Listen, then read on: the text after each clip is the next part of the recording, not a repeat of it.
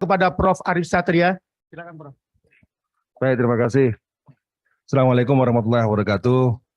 Saya hormati Pak Ketum, Mas Nasrullah, beserta Pak Khusus Menko, Mas Kasan, senior saya, dan juga Pak Ketut, dan teman-teman dari BRI, dan juga dari para list dan seluruh moderator yang berbahagia.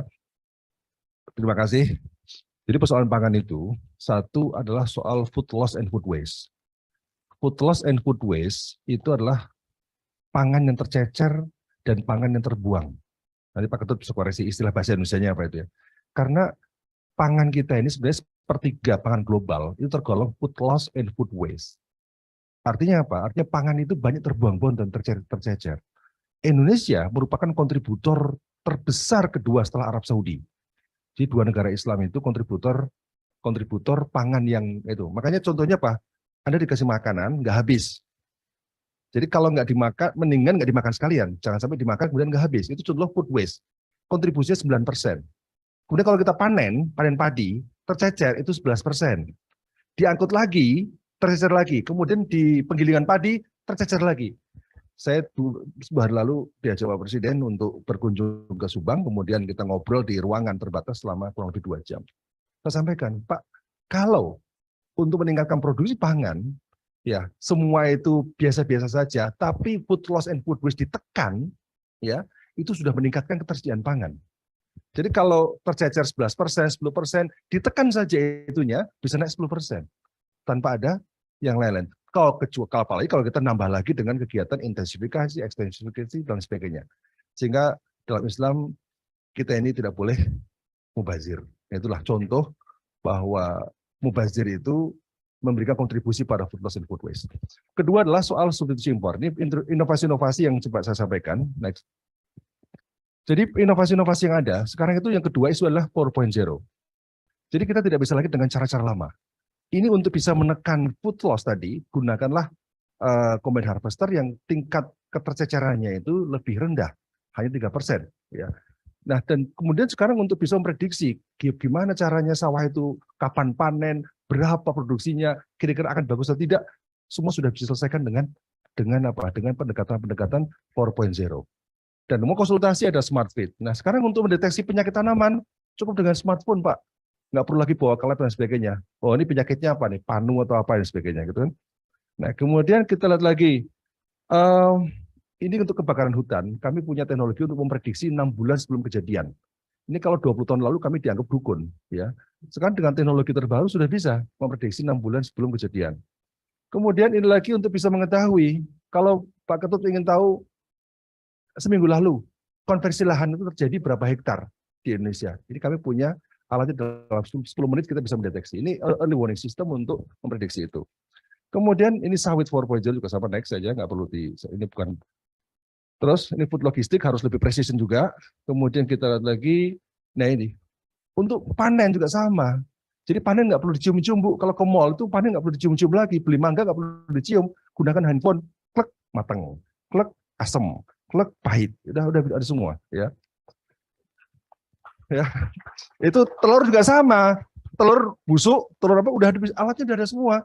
Ini karya-karya mahasiswa S1 IPB. Jadi bayangin kalau S1 kayak gini gimana dosennya gitu ya.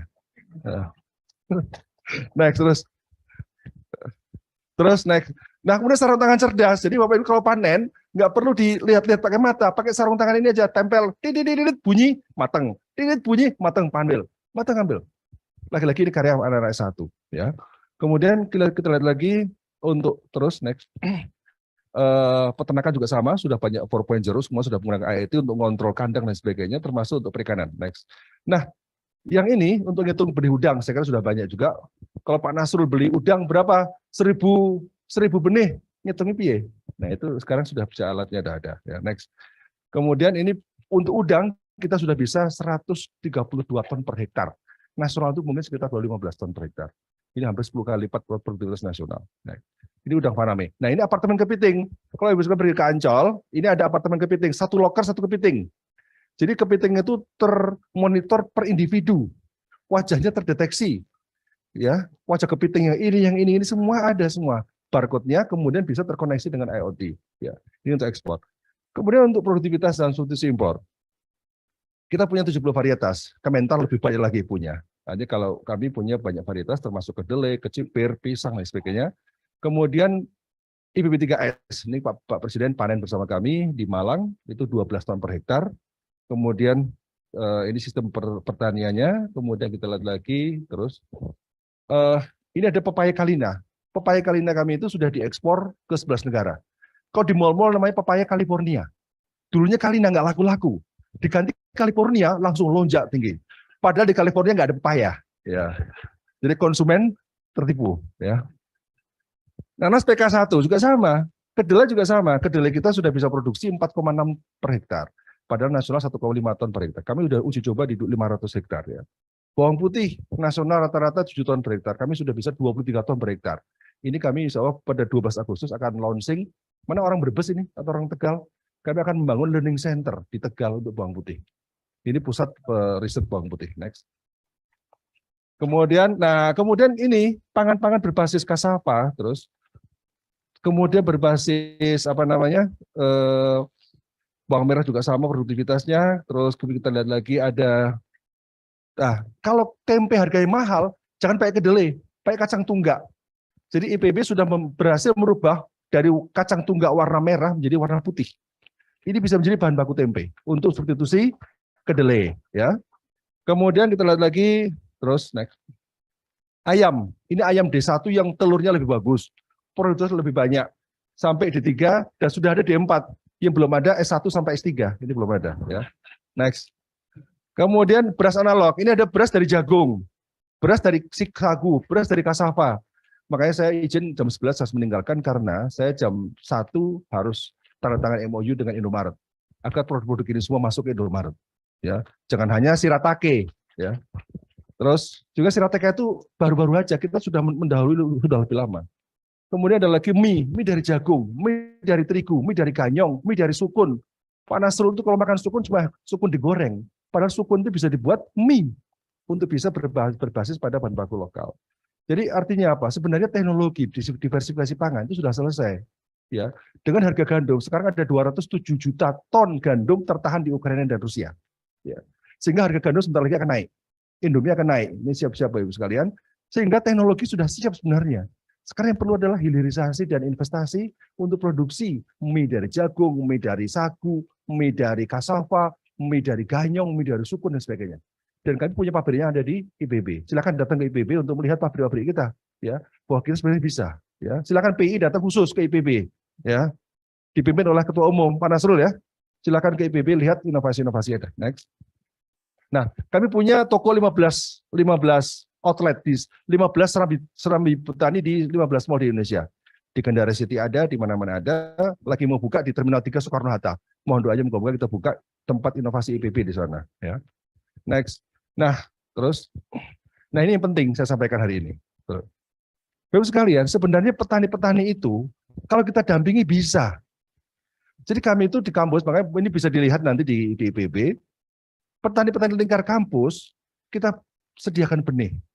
Kemudian dia berproduksi kemudian didampingi.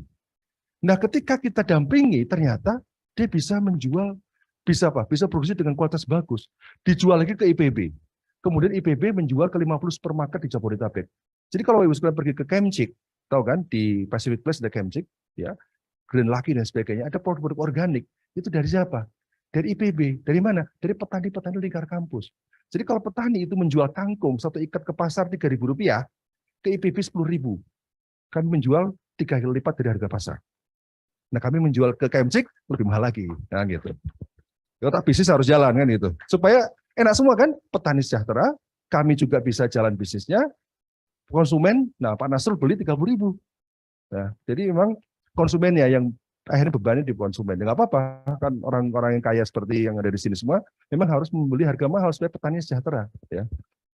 Kemudian ini contoh One Village, One CEO. Jadi alumni IPB dan mahasiswa tingkat akhir IPB sekarang menjadi CEO di 119 desa tahun ini. Jadi mereka itu BUMDes didampingi oleh orang-orang kita, pendalaman teknologi 4.0 tadi. Nah, kemudian mereka buka akses pasarnya. Sekarang Yoshinoya, Shakuhachi, Deko semua disuplai oleh kebutuhan oleh para petani-petani di One Village di Obok ini. Dan sebagian mereka ini sekarang sudah kita ekspor. Ada yang ekspor ke 11 negara, ada yang ke 8 negara. Jadi misalnya contohnya adalah produk, next lagi, kayak ini. Produk yang hijau, itu ya, di kantongan itu, apa itu produk apa? Good Thai, kotoran kambing. Ya. Jadi good Thai, ya, kotoran kambing. Ya. Jadi Thai kita jadikan brand. Jadi disangka apa? Padahal ini kotoran kambing. Di Cipanas kotoran kambing banyak.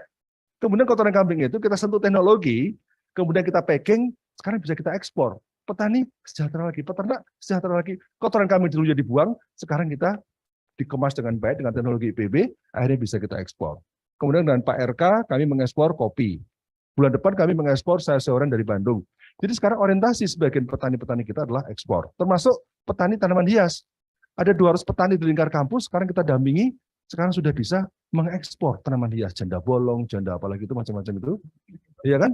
Aglonema. Ini harganya satu pot, itu harganya berapa? 40 juta, 70 juta, 80 juta. Sehingga di kios-kios petani ada ruang istighfar namanya. Supaya apa? Ibu-ibu itu kan kalau beli kan sudah seenaknya aja 10 juta, 5 juta. Makanya harus masuk ruang itu dulu istighfar, supaya belinya nggak banyak-banyak gitu. Next, terus. Nah, terus next. Jadi sekalian, ada sekolah peternakan rakyat yang sudah kita terapkan di 23 kabupaten, 12 provinsi. Saya kira bagi yang para peternak, silakan bergabung dengan sekolah peternakan rakyat kita. Next. Dan Tani Center, Bapak Ibu sekalian buka Digitani IPB untuk konsultasi bidang pertanian secara online. Ya. Dan saya kira, nah yang terakhir, ini biomaterial. Bahwa pertanian itu tidak hanya soal pangan, tapi juga soal biomaterial. Ini contoh. Ini siapa nih? Syahrini bukan ya? Bukan PI Wati jelas itu. Nah, itu adalah pakaian yang berasal dari limbah sawit. Limbah sawit sekarang sedang kita siapkan untuk menjadi sumber bahan baku pakaian. Tidak luntur, tahan panas, dan lain sebagainya. Sebelahnya lagi, rompi anti peluru dari limbah sawit. Kemarin Ketua MPR Pak Bambang Susatyo, PIPB lihat rompi anti peluru. Dari mana? Limbah sawit. Makanya IPB nanti Institut Pertahanan Bogor. Nah, kita ya. Next. Nah, kemudian juga sama. Sekarang peluru pesawat tempur supaya tidak kena radar harus pakai pelapis. Nah, kita punya riset pelapis yang cocok untuk pesawat tempur anti radar itu adalah dengan apa? Dengan kulit udang. Jadi kulit udang yang dibuang-buang oleh industri itu bisa kita gunakan untuk pelapis pesawat supaya tidak kena radar. Jadi sekarang kita masuk pada industri pertahanan. Ya, next. Kemudian ada lagi ada lagi helm. Nah, kalau PII pingin ramah lingkungan, orang-orang PII semua pakai helmnya IPB. Harga sama, lebih ringan, SNI, tapi lebih ramah lingkungan. Dan itu mendukung UMKM yang selama ini kita dampingi dan kita teknologi IPB. Next. Kemudian kosmetik yang ingin kinclong-kinclong yang glow seperti artis-artis Korea, silakan pakai ini. Pakai bedak IPB, pakai ini IPB semuanya. Ya, next. Terus. Nah, saya kira sekalian, itulah kira-kira gambaran tentang bagaimana pertanian itu penting untuk kesehatan, penting untuk pangan, penting untuk energi, juga penting untuk biomaterial. Jadi kalau food loss and food waste diatasi, diversifikasi pangan ditingkatkan, produktivitas dipacu, inovasi diterapkan, insya Allah petani sejahtera, pangan aman, dan Indonesia lebih maju menjadi baldatun thayyibatun warabun ghafur. Assalamualaikum warahmatullahi wabarakatuh.